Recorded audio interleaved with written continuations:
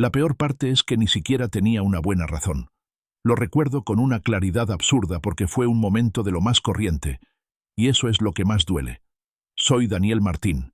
Tengo 79 años, y voy a contarte el día en que creí que estar ahí era aparecer más tarde, con algo mejor, cuando tuviera un hueco.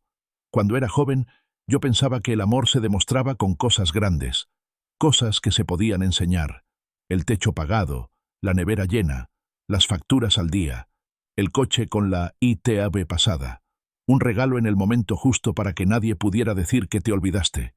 Creía que si cumplía con eso, estaba hecho, que me habría ganado mi sitio. Pero hay momentos que no entienden de excusas, ni de agendas, ni de ya iré luego. Son momentos que no aceptan que los compres con esfuerzo de otro tipo. Solo te piden una cosa, a una sola, y te la piden una vez. ¿Estás aquí? Yo no lo estuve. Crecí en un piso de barrio, de esos donde se vivía con la puerta entreabierta, y el ruido del vecino de arriba era parte del paisaje. En mi casa, los sentimientos se guardaban. Mi padre era un hombre de cumplir, de los que dicen poco y hacen mucho.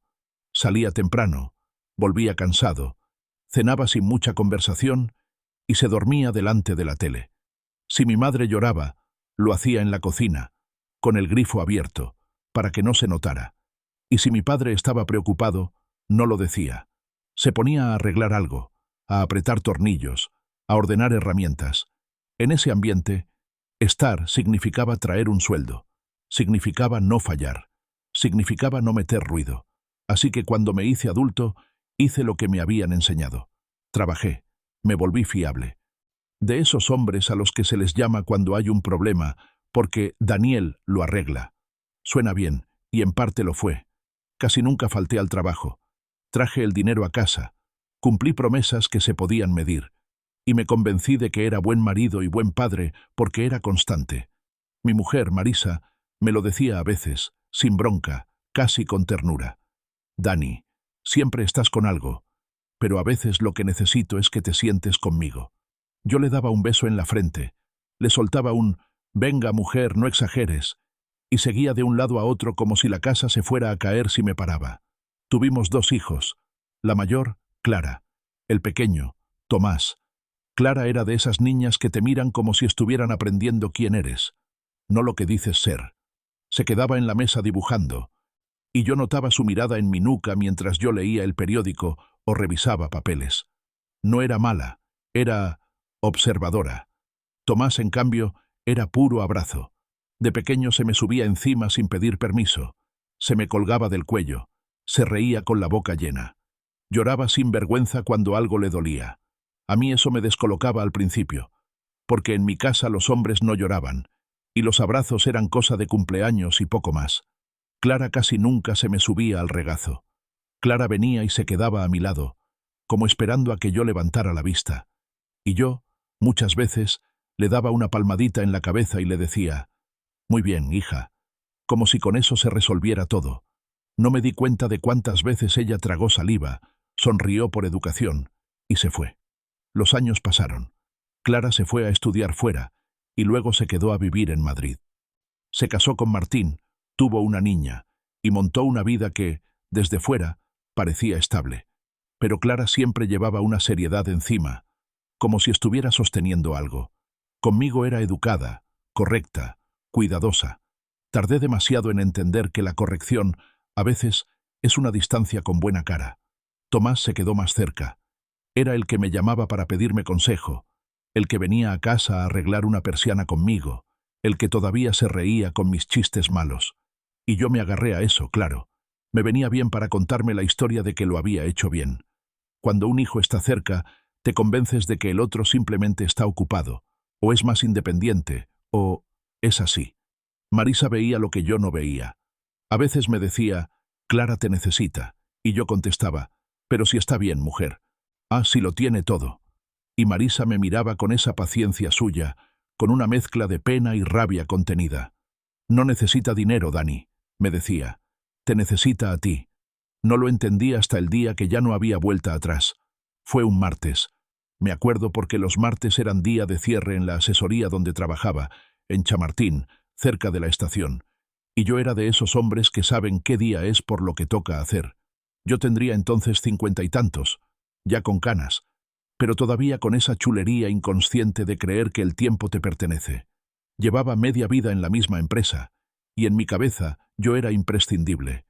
Me gustaba esa sensación. Me daba identidad. Esa mañana estaba revisando unos números cuando sonó el móvil. Era Clara. Solo eso ya debería haberme puesto en alerta. Clara no llamaba a esas horas. Clara mandaba mensajes. Clara organizaba. Clara no era de «te llamo así porque sí».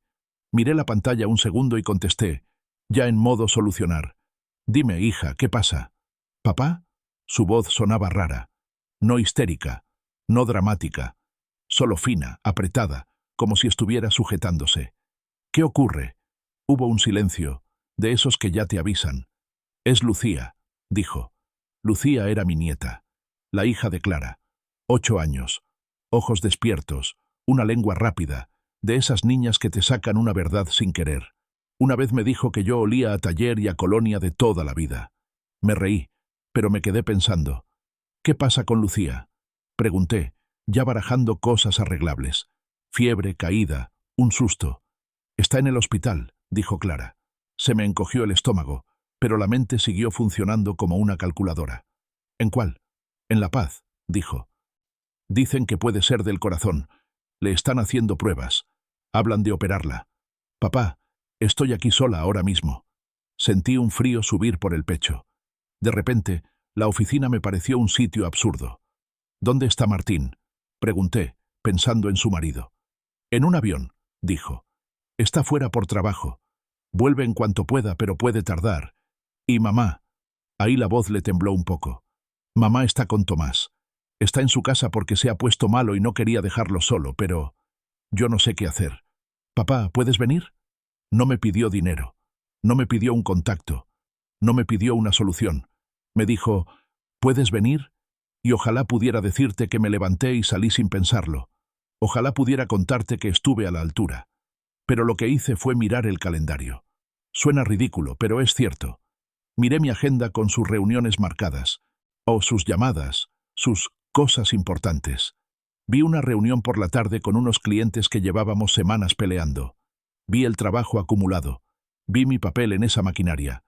Y pensé, si me voy ahora, esto se desmadra. Eso me dije, se desmadra. Como si el mundo empresarial fuera más frágil que mi hija. «Clara», dije, «estoy en el trabajo. Tengo una reunión esta tarde. Déjame ver qué puedo hacer». Hubo un silencio al otro lado. No escuché gritos. No escuché reproches. Escuché algo peor. El sonido de alguien que entiende por fin lo que puede esperar de ti. «Papá», dijo muy bajito, «tengo miedo». Esa frase tendría que haberme atravesado y haberme puesto la chaqueta sin más. Pero yo seguía siendo el hombre que creía que el miedo era un problema a gestionar, no un lugar al que acompañar. «Ya, cariño», dije. «Voy a llamar a mamá para que vaya, y yo intentaré llegar después de la reunión. Tú quédate con Lucía.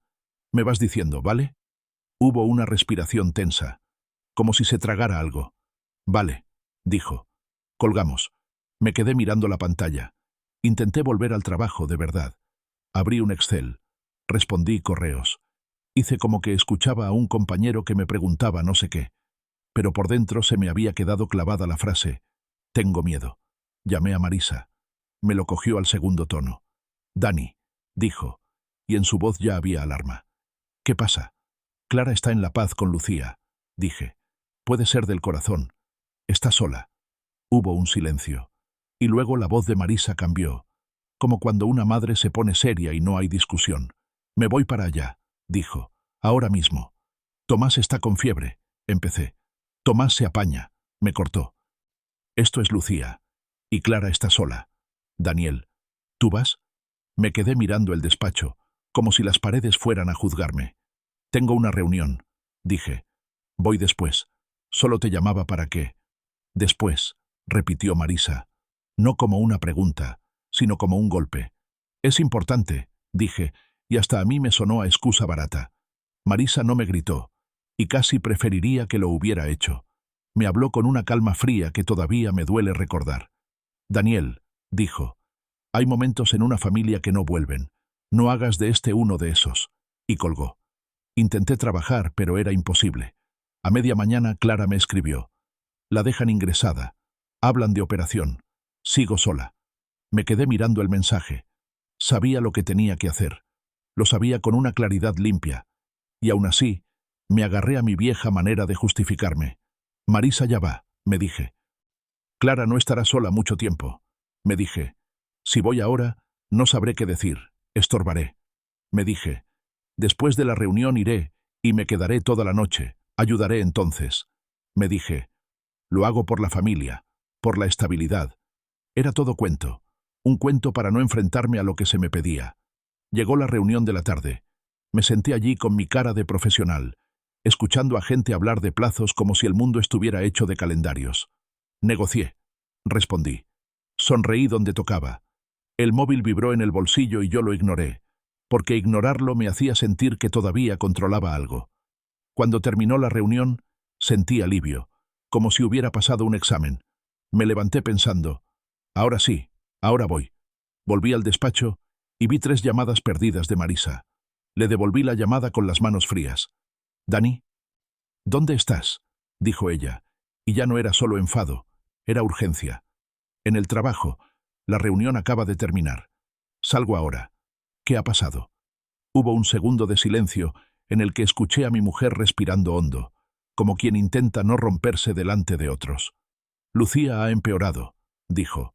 «La han pasado a UCI. Clara ha visto cómo le ponían tubos. Dicen que la operan esta noche, no mañana. Martín todavía no ha llegado. Clara, está hecha polvo. Te necesita. Daniel, se está cayendo». Se me secó la boca.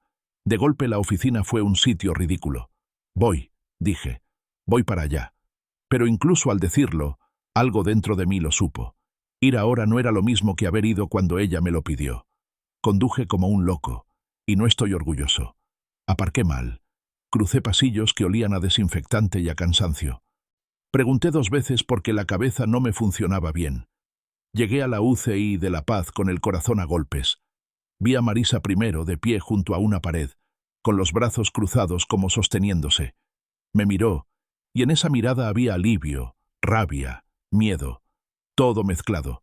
Y luego vi a Clara, sentada en una silla de plástico, encogida, con las manos apretadas hasta dejar los nudillos blancos, el pelo recogido a lo rápido, esa cara que se te queda cuando llevas horas aguantando.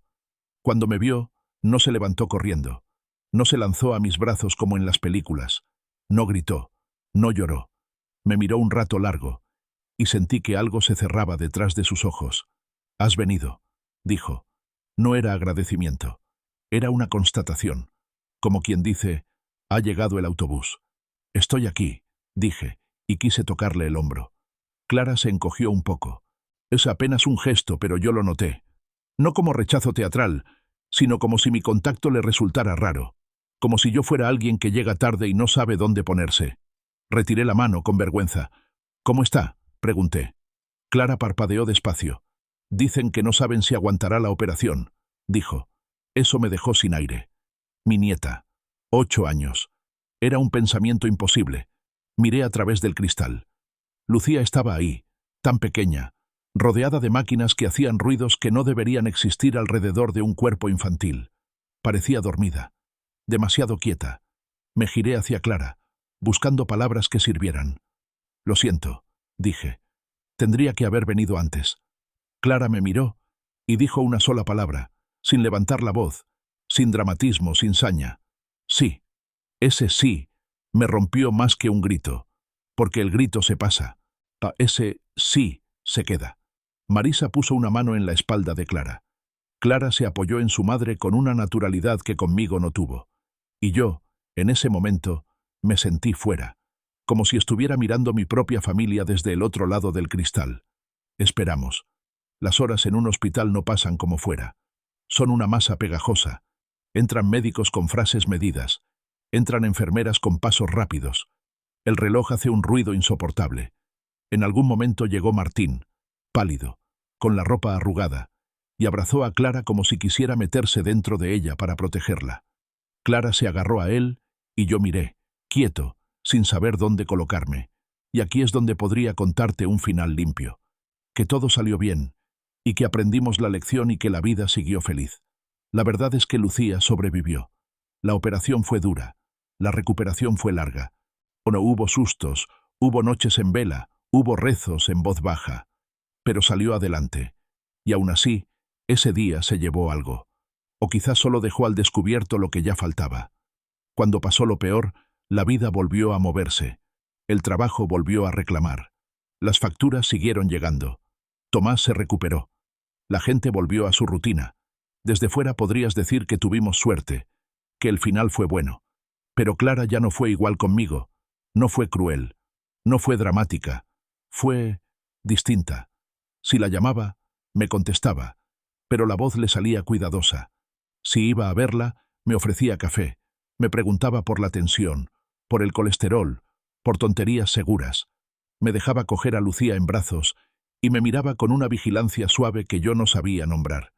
Al principio me dije, ya se le pasará. Me conté que yo estuve en el hospital, que yo fui al final, o que yo ayudé. Y dentro de mí estaba esa idea vieja de que al final cumplí, que eso debería sumar. Hasta que una tarde, meses después, estaba en su casa. Lucía ya dormía.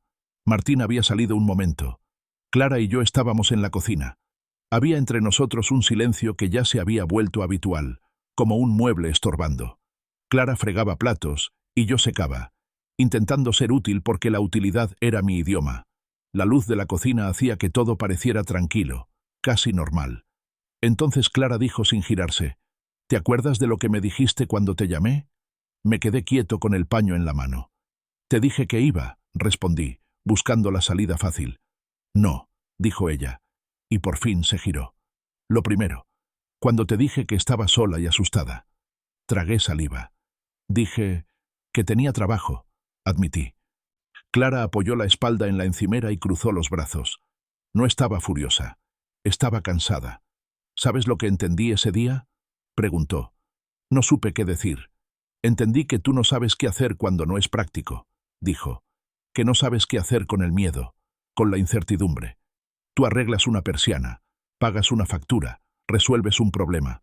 Pero cuando yo necesitaba que simplemente estuvieras conmigo, lo trataste como un trámite. Esas palabras, dichas sin crueldad, me cayeron encima. Clara, dije, yo no quería... Ya lo sé, me cortó, pero sin dureza. Y eso es lo que duele. No querías hacerme daño. Es que no entendías lo que te estaba pidiendo. Sentí que los ojos me escocían. A mi edad, uno llora menos por costumbre, no por falta de motivo. Yo tenía miedo, dije, y me salió la voz rota. Tenía miedo de no saber qué decir, de estorbar. Pensé que si mantenía todo estable, si no fallaba en el trabajo, os ayudaba. Clara asintió despacio, como si hubiera esperado esa respuesta. Papá, dijo, estar ahí no va de ser útil, va de que el otro no esté solo. Me quedé mirando el paño, como si pudiera esconderme en él. Clara siguió, y su voz se mantuvo tranquila, pero los ojos le brillaban. Yo estaba en esa UCI, dijo, mirando a mi hija, y lo único que tenía en la cabeza era que, si Lucía se moría, yo no iba a olvidar quién estuvo conmigo.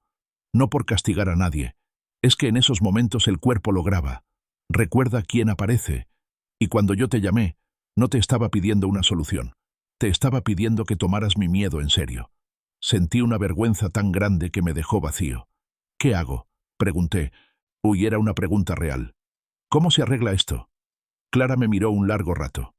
Luego soltó un suspiro donde había amor, porque solo te decepciona de verdad quien te importa.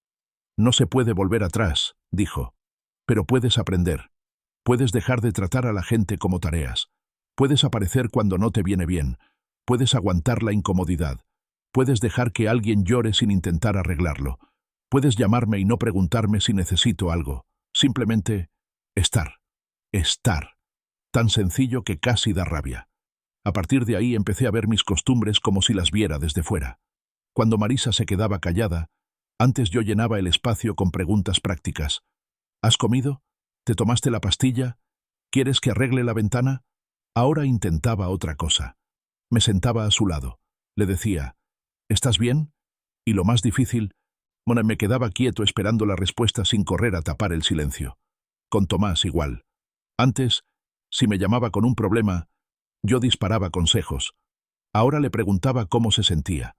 La primera vez se rió y dijo: «Papá, ¿pero tú quién eres y qué has hecho con mi padre?». Y no le faltaba razón. Me salía raro. Pero seguí. Con Clara hice lo más difícil: presentarme sin que me lo pidieran. No con grandes gestos, no con teatro, con cosas pequeñas que yo antes habría despreciado. Pasarme por su casa con naranjas buenas del mercado porque me acordé de que a Lucía le gustaban. Sentarme en el salón y jugar a las cartas con mi nieta mientras Clara doblaba ropa. No porque necesitara ayuda, sino porque yo quería formar parte de lo normal. A veces llamaba a Clara y decía: «Estoy pensando en ti», y no añadía el «¿necesitas algo?», pues que era mi escapatoria de siempre, la puerta práctica para cortar la conversación. En lugar de eso decía: «¿Qué tal el día?», y me quedaba en la línea lo suficiente como para que salieran las verdades pequeñas. Un mal rato en el trabajo, una preocupación con la revisión de Lucía, un enfado con Martín, un bajón sin motivo. Al principio Clara respondía con la misma prudencia de siempre, pero con el tiempo algo se aflojó. No fue magia, fue lento, como se afloja un nudo después de años apretado. Un día, casi un año después del hospital, Clara me llamó. «Papá», dijo, «¿puedes venir con nosotras a la revisión?». Sentí un peso en el pecho, pero esta vez era otra cosa. Era la sensación de que me estaban dando otra oportunidad. «Sí», dije sin pensarlo. «Claro que sí. Voy». Y fui. Me senté en la sala de espera. Cogí la mano de Lucía mientras balanceaba las piernas en la silla. Miré la cara de Clara, intentando parecer tranquila. No le dije: «No te preocupes». No le dije: «Seguro que no es nada», porque esas frases a veces son solo una manera de callar al otro. Me limité a estar, a respirar cerca, a sostener el silencio. Al salir caminando hacia el coche, Clara dijo: «Gracias por venir. Yo quería decir 1000 cosas, que lo sentía, que debía haberlo hecho siempre, que me daba vergüenza, pero entendí que, a veces, lo mejor es no convertirlo en un discurso». «Faltaría más», dije, y Clara se quedó un segundo callada, y añadió: «Ayuda, tenerte aquí». Esas palabras hicieron en mí algo que no me hizo nunca ningún ascenso ni ningún buen trabajo del jefe. Me colocaron por primera vez en el sitio correcto. Ahora, con 79 años, cuando el cuerpo va más lento y los días se cuentan de otra manera, pienso mucho en aquel martes. No pienso en la reunión. No sabría decirte de qué hablamos. No sé qué se firmó. No sé qué se decidió. El trabajo se disuelve, siempre. Te lo pide todo, y luego se olvida de ti. Pero puedo decirte exactamente cómo sonó la voz de Clara cuando dijo: «Tengo miedo». Y puedo decirte exactamente lo que se siente al ser el tipo de hombre que escucha eso, y aún así duda. Si me estás escuchando y tienes gente a la que quieres, no te hablo para darte una charla. La vida es complicada. Hay responsabilidades. Hay cuentas. Yo lo sé. Yo lo viví.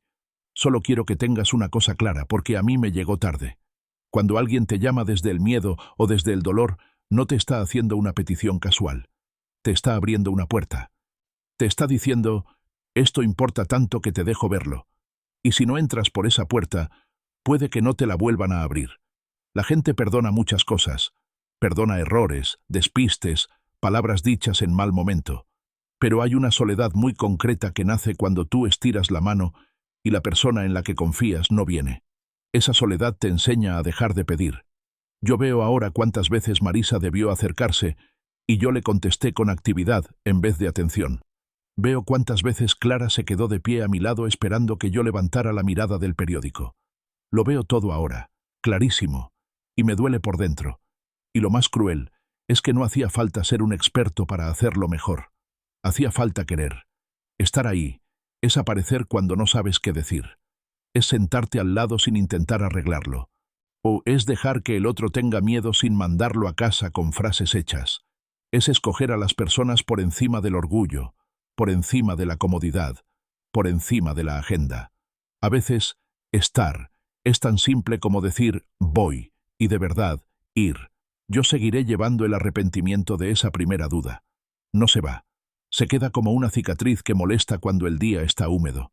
Pero también llevo otra cosa, la certeza de que todavía se puede aprender, incluso tarde, incluso después de fallar, incluso después de años haciéndolo al revés. Si alguna vez fuiste tú el que no estuvo, no hace falta vivir en la vergüenza. La vergüenza solo te esconde. Lo que ayuda es la honestidad. Decir, no entendí. Preguntar, ¿qué necesitabas de mí? Y practicar estar presente en lo pequeño hasta que lo pequeño se vuelve natural. Y si alguna vez fuiste tú el que llamó y no recibió a nadie, lo siento. Ese dolor es real. Merecías a alguien en la sala contigo, alguien que tomara tu miedo en serio.